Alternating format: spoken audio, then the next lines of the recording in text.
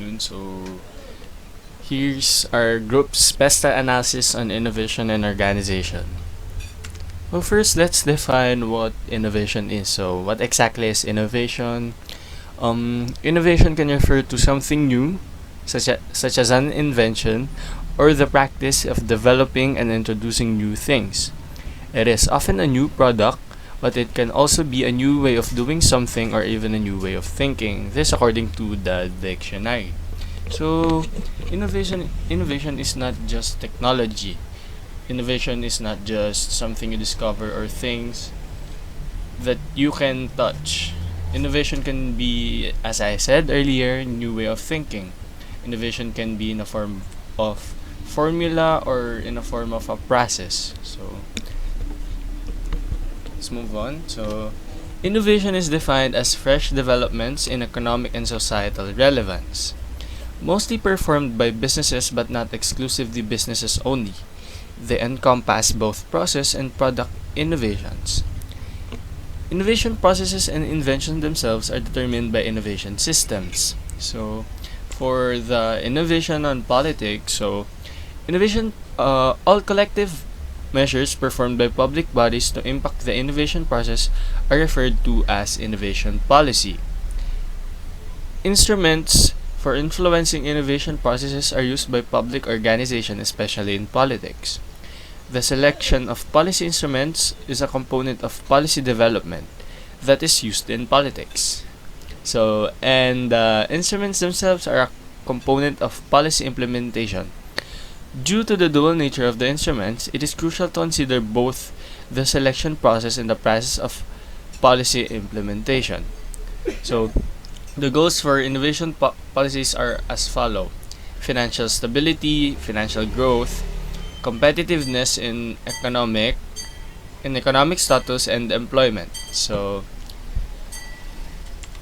in democratic nations, a complicated process that includes executive government efforts, parliamentary discussion, public agencies, and the civil society is used to determine the objectives of innovation policy. Obviously, the goals of innovation policy must align with the many national traditions and the state market society relationship structures. Not to mention the current government's philosophy. So, for example, um, you cannot implement a policy that is only beneficial for the government, not for the people. You have to make policies that will benefit both parties. So you cannot just impose a policy that will benefit this certain group of people that will have a negative effect on other people, because you have to consider both sides. You have to consider the government's philosophy and the state market society relationship structures. So the important oh, the important effects the inventions have on socio-economic and political issues such economic growth and the environment are the ultimate goals of innovation policy. So the socio-economic and the political issues are the main goal of the innovation policy. You have to make policies that will have an positive effect on socio-economic and political issues. So, for example, political issues such as like the abortion, you have to consider both sides. Considering that the Philippines is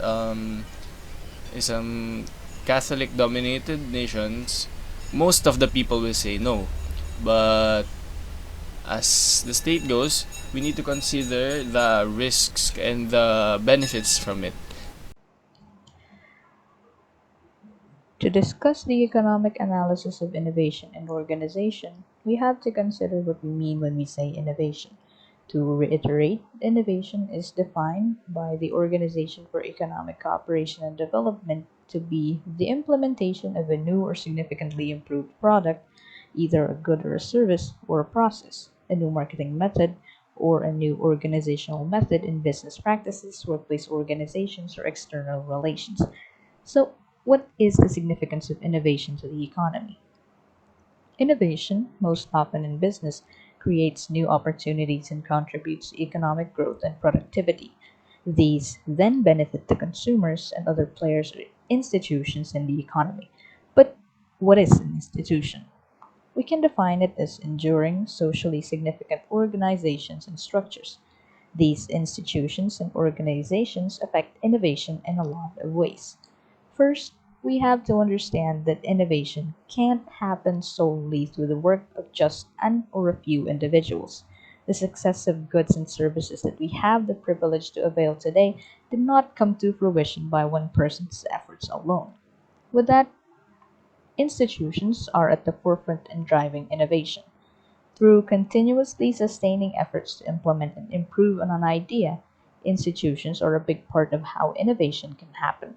Some of the institutions that facilitate innovation in the economy include the government, businesses and multinational corporations, professional and industry organizations, and finance and labor organizations.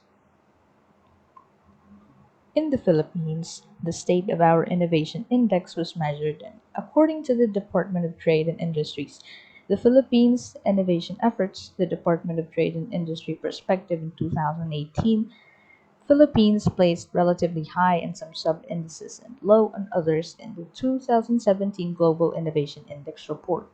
Overall, our country ranked 73rd out of the 127 economies. The following are the rankings in some of the sub-indices like business sophistication, market sophistication, and human capital and research. We can see that there is a gap among the rankings and the sub-indices. And according to an assessment by the United States Agency for International Development, Science, Technology, Research, and Innovation for Development in 2015, some of the observations were brain drained because of an excess of STEM graduates or for local demand and their underemployment, a lack of entrepreneurial spirit, limited resources, and the lack of collaboration among institutions for innovation. Another thing to note is that innovation, with it requiring significant collaborative efforts to take root and grow, many find it difficult to innovate when institutions do not extend help to stimulate innovation or are inaccessible to individuals. For example, MSMEs find it difficult to innovate because of a lack of surplus resources that they can invest for innovation.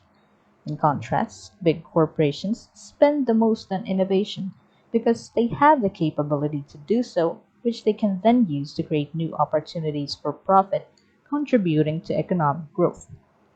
With this, it is apparent that strong collaboration and recognizing the importance of the roles of each institution to itself and to others will pave the way for effective innovation efforts. Institutions of concerned government agencies, the educational system, and the industries all have a stake in fostering a culture of innovation in our society. Graham Tolentino, and today I'll be talking about social innovation. Now, there are many different definitions for social innovation, but here I will be tackling a few key concepts. Social innovation can be a push for change, the conception of novel actions taken to meet social needs, a factor through which people are able to use it for society to adapt to problems, a factor in developing character in an individual in their particular society, and overall a solution to the problem. Now, let's go through this step by step. So, a push for change. Social innovation can be thought of as a push for change because it is the conception of an idea that could change society for better or for worse. An example of this could be Marxism, where the idea of equality within all people is fought for and resulted in the action or the change that was communism, at least in Russia. Another way that you could look at it, uh, feminism is a push for a change, and that change resulted in equal pay between both sexes and the equal treatment between both of them, as well as equal opportunities. Social innovation is also the conception of different ideas through which society, if they were to perform them, could help evolve their own society. An example could be before with the usage of the radio as a means of spreading news to other people who might have the technology to own a radio, or at least the resources to own a radio. And even before that, the newspaper. Social innovation is also used to help societies adapt to problems such as rising climate change, rising global temperatures, and terrorist cells forming in other countries. So what social innovation is able to do is it is able to raise individuals who might be able to look at the situations differently and who might hopefully be able to quote unquote fix them, or at least deal with them better than the previous generation. Now that links in with the next point, which is that it is a factor in developing character in a person. Since a person who develops in a society is also affected by that society. So, if a society is able to innovate for the better, quote unquote, so let's say that the society innovated by becoming more tolerant to other people and more compassionate, then that innovation, quote unquote, could help develop people who are more compassionate to one another, and that could very well help society evolve into something that is more compassionate, at least in that example. A social innovation has taken many different forms. This can range from protests all the way to revolution, since they are trying to call for a social change, whether that be through peaceful protest or violent revolution. Now, of course, innovation is social innovation isn't always that good. It isn't always that bad, as it can go both ways. One example is our dictatorships. So, for example, the government was deposed or was replaced with a dictatorship. So that could also be some sort of social innovation, as the dictator party probably tried to lobby for social change in that regard, and they were able to perform that social change, but to the detriment of all of the other people. It can also be seen as a kind of good thing. Like, for example, the peaceful protests of in America for LGBT marriage, that could be seen as a social innovation that was made into a change. Social innovations can also be influenced by other innovations, because society is not just a bubble. Social innovations can be aided by technology such as I gave earlier, the invention of the radio, the invention of social media in general, and the way it is able to be used to disseminate information amongst other people. All this to say, social innovation is not just its own secluded thing, as it can both be affected by other innovations in other fields, and it can also influence other fields.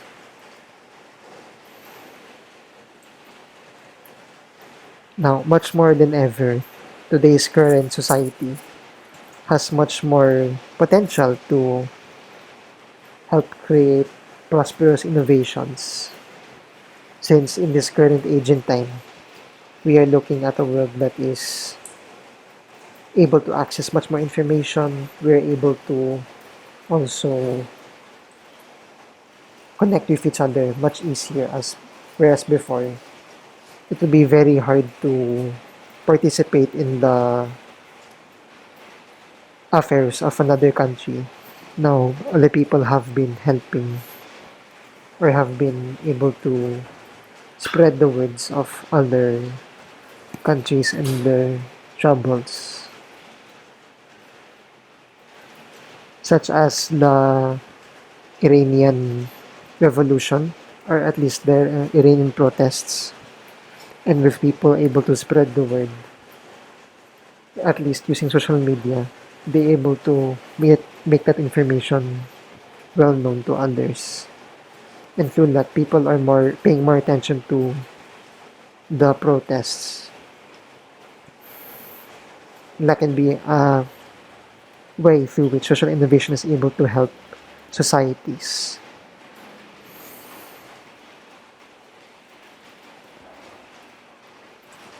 Now, of course, it all depends on us on how we use the social innovations because it can go either way, from it being a detriment to current societies, such as the abuse of power from people with in the government or people who have the power to abuse.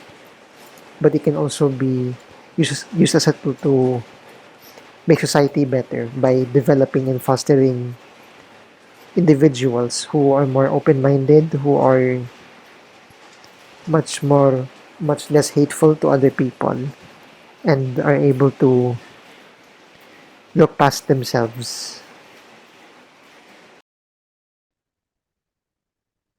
Now, I will be presenting innovation on a technological context. Innovation generally involves the introduction of new things to something pre-existing. In German, innovation is translated as Neuerung, which literally means knowing, from the English word new plus suffix ing. It's not a, it's not a formal word, but you get the idea. German is a very literal language, and their words are straightforward, so the meaning behind the words are very easy to grasp. Thus, innovation simply means doing something new. On the other hand, creativity is the capability to make new ideas. Thus, creativity and innovation go hand in hand. Precisely, creativity precedes innovation. Creativity without innovation would just be as bland as playing with ideas. And innovation without creativity would just be futile, unnecessary, and potentially reckless. Technology is widely used in the daily lives of humans. Smartphones, computers, internet, appliances, etc., are all products of technology. Humans use them on a daily basis and are somewhat entangled to them. It is quite unimaginable to live in this era without any access to such technology. However, it is not always that way, and humans used to live without the current technology that we have today. Throughout the history of humans, there have always been some changes in their way of living that occurred at specific points in time. The most significant and dramatic changes that occurred were during the industrial revolutions. In the first, second, and third industrial revolutions, the advancement of technology started to become rapid compared to any point in history. As stated, technology is part of humans as it has always been. However, the technology today was not always like this. During the industrial revolutions, the state of science and technology was relatively inferior compared to today. However, they marked the start of rapid innovation and industrialization. The current state of technology would not have been possible without the industrial revolutions. Now, examples of technological innovation history are follow- follows. In the first half of 20th century, there were already lots of innovations and inventions. And in the early 20th century, some of the new inventions during this time was the antibiotic, specifically penicillin. However, it was only discovered accidentally. Nonetheless, it led to innovations in treating bacterial infections and improvements in medical technology. In the world wars, innovations and technological development went hand in hand in warfare. Conflicts amongst different countries led to problems and made them find new ways to defeat their adversaries as much as possible. The most notable examples are as follows. In World War One, the Germans did something new by using chemical weapons, and the British invented and used tanks. Precisely, they were also triggered to create and invent new technologies to achieve their goals. Their innovations paved the way for modern warfare. The computer was also invented long after World War One and before the onset of World War Two. But before that, Gottfried Wilhelm Leibniz innovated in treating and using numbers by using 1 and 0, with 1 representing a power of 2, based on its position in a group of 8 and 0 being itself. Any number can be represented using this system. Through its innovation, he invented the binary system. Precisely, the paramount computers used the binary system. Leibniz's innovation and invention led to another invention. Also, following the invention of the computer, it also introduced a new way of communication. In recent times, even today, there are lots of innovations and inventions yearly. Some notable examples are Meta's metaverse, artificial intelligence, Elon Musk's electric cars, use of renewable energies, etc. All of these were possible because of the integration and synergy of creativity, innovation, and invention. Along with them are the consolidation of everything that preceded them. Some innovations or inventions are improvements of something at the relative present or from the past. Out of all of these, here are some observations. Innovations lead to technological developments and vice versa. Innovations lead to more innovations. Inventions also lead to more inventions. Therefore, innovation in any form is entangled with technology. They shape each other and help each other.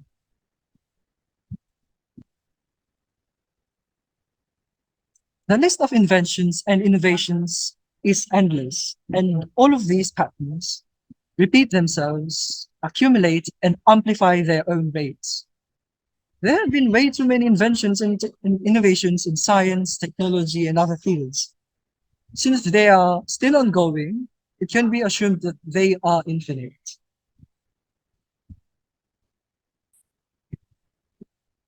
The connections amongst institutions. Innovations have not been exclusive to particular institutions. Whenever and wherever possible, they emerge. Also, regardless of what institution or who innovates, there are always lots of implications in the society, technology, and future innovations themselves. In the stated examples of innovations above, and amongst many other innovations that have not been mentioned, private and public institutions and individuals have made innovations on their own. Also, the products of innovation, especially technological, are not localized in the institutions that created them. They can be used by other institutions as well. For example, the internet used to be exclusively used in the military as a weapon before being privatized for commercial and civilian use by various institutions. Examples of institutions and companies that work on technological innovations are Department of Science and Technology, Meta, Tesla, the academia. This means all of the universities, colleges, anything related to the academics, and many others. There are lots of them. However, innovation is not always good on its own. And it's not purely bad. As we have seen in the history, it's a mix of both. Innovations led to obstructions, and innovations led to some good stuff. Although it may lead to technological progress, The purpose and effects determine the utility of innovation. As seen in the as seen in the applications in the military, innovation can be destructive. Therefore, there must be ethical considerations when innovating to balance out the good stuff and the bad stuff, and so that as much as possible we may minimize the negative effects and maximize the positive effect. Nice one. The law supports and regulates technological and creative innovation in other fields. In order for innovation and technological growth to flourish, it is necessary to have a robust intellectual property regime coupled with effective government policies. Some key questions. Is law itself an area of innovation? Do the concepts, doctrines, theories, and techniques produced by the law encompass innovation? Does legal innovation share similar characteristics with other kinds of innovation? Can we learn something about the nature of legal innovation from the general field of innovation research? The legislative branch of the Philippines authored three major laws all aimed to create an environment that creates opportunities towards sustaining and incentivizing innovation. RA number 11293, Philippine Innovation Act. RA number 11337, the Innovative Startup Act. RA number 11057, Personal Property Security Act. The Philippine Innovation Act was signed into law on April 17, 2019. The law will guide the country's innovation goals and is expected to make the policy environment in the country conducive for more science, technology, and innovation efforts. Likewise, the law also creates the National Innovation Agenda Strategy Document or NIASD, which shall set the direction of the country's innovation goals, priorities, and strategies. In 2019, the Innovative Startup Act aims to strengthen, promote, and develop an innovative and entrepreneurial ecosystem and culture in the Philippines. Further, it focuses on providing benefits and removing constraints in order to encourage the establishment and operation of innovative new enterprises and businesses crucial to their growth and expansion. The DTI, DOST, and the ICT, as lead host agencies, will closely coordinate and monitor programs and other forms of support for startups and startup enablers. The Philippine Startup Development Program, or PSDP, will be at the center of the law's implementation together with other benefits such as Startup Venture Fund, grants in aid, subsidies, Startup BOSS, and Startup Investment Development Plan. On the other hand, the Personal Property Security Act or PPSA aims to promote economic activity by increasing access to least cost credit, particularly for micro, small, and medium enterprises or MSMEs, by establishing a unified and modern legal framework for securing obligations with property. PPSA aims to strengthen the secured transactions legal framework in the Philippines, which shall provide for the creation, perfection, determination of priority, establishments of a centralized notice registry, and enforcement of security interests in personal property and for other purposes. The laws themselves can be innovations. Law is a dynamic discipline that is constantly innovating its sub-branches. Some branches of laws are the modern development of contemporary times, such as consumer protection law, class actions, or measures for fighting money laundering. Despite the existing laws, the Philippines is lagging in terms of innovation because of the lack of investments in R&D. Developing countries face many challenges when it comes to harnessing innovation and creating the right environment that will support and nourish it. SMEs are more likely to be at risk due to financing, productivity, and regulatory burdens. For the solution, we have proper implementation, constant monitoring, and fine-tuning are essential for an innovation policy in the Philippines to succeed. The environment is affected both positively and negatively by innovation and the organization of institutions and infrastructures. We have research institutions or organizations that innovate and conduct environmental research and studies. These have a significant impact on the generation of new knowledge, which can educate people and help them understand current environmental issues. Innovation and research institutions can help in minimizing the potential harm that human activities can cause to the environment by finding safe production and consumption methods.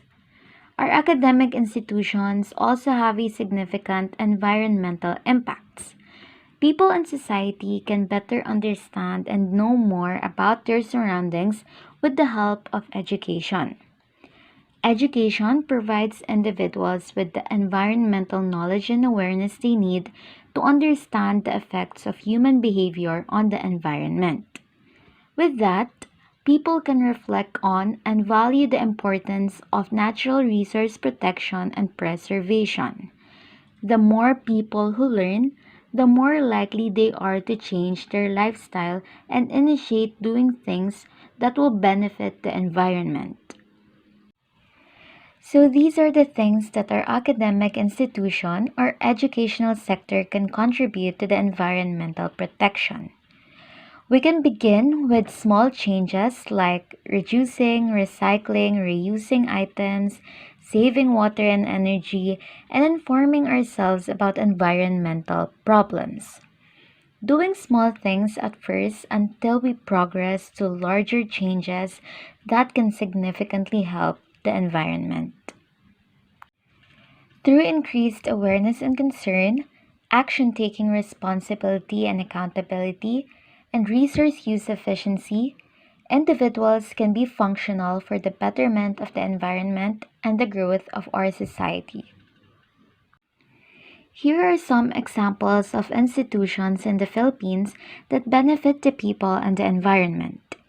They help protect, examine, or keep track of the environment against exploitation or degradation by human forces. These organizations engage in responsible resource management and practice it to improve the quality of the environment that supports us. We have the PAG-ASA, the Philippine National Institution, which is dedicated to providing flood and typhoon warnings, public weather forecasts and advisories, and other specialized information and services primarily for protecting life and property and in support of economic, productivity, and sustainable development.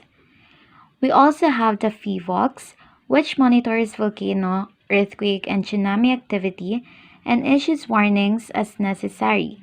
It is mandated to mitigate disasters that may arise from such volcanic eruptions, earthquakes, tsunamis, and other related geotectonic phenomena. And of course, we have the Department of Environment and Natural Resources. It is responsible for the conservation, management, and development of the country's environment and natural resources.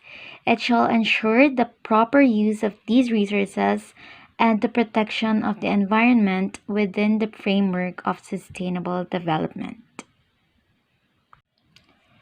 Moving on to the innovation of infrastructures, infrastructure is the foundation of modern civilization.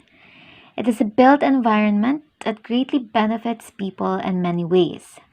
It is the home of people, the roads they travel on, and the systems that provide them with water and electricity. They also protect the country from an increasingly unstable natural environment.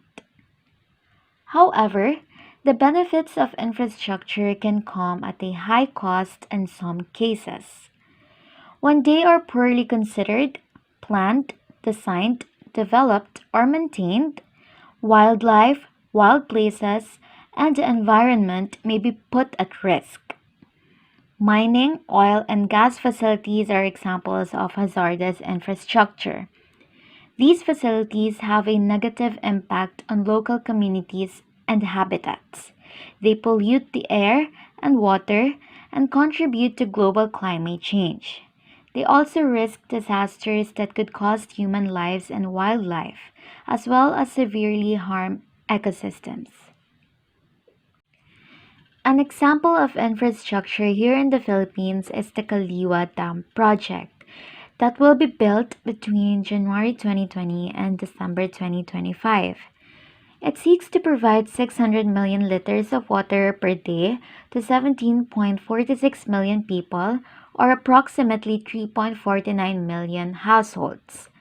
However, the Kaliwa Dam project may have a negative impact on the environment and the people who live near the Sierra Madre Mountains. Because the construction would take place in the Kaliwa watershed, which is a designated forest reserve and national wildlife sanctuary, it would cause irreversible environmental damage once construction begins. It may endanger various plant life and destroy numerous habitats of many endangered species living in the mountains. The critically endangered Philippine eagle is among the thousands of plant and animal species whose habitats will be destroyed by the project. This project has become a controversial topic, with many Filipinos voicing their concerns and signing petitions to bring an end to it. The right dam, in the right place, can provide benefits while having a minimal environmental impact. But the wrong dam, in the wrong place, can cause significant and far reaching damage. Any infrastructure that alters or diverts natural water flows has the potential to have large scale consequences, including the destruction of wetlands and the vulnerability of communities to flooding or drought. It can also pollute the water, reduce or obstruct sediment flow, and endanger animal and plant life. Numerous developments can benefit our environment, but in order for infrastructure to be beneficial, the government must assess the project's long term impacts and risks. They must consider biodiversity and climate change, create a long term governance and management plan, and involve local communities in the planning process as early as possible. The government must ensure that all infrastructure is built correctly. I believe we can construct and develop more infrastructure that is not harmful to the environment while still providing maximum benefits to the community. We can, and we must, improve and develop our lives into society without harming and killing our environment. And that brings us to the end. Thank you so much for listening.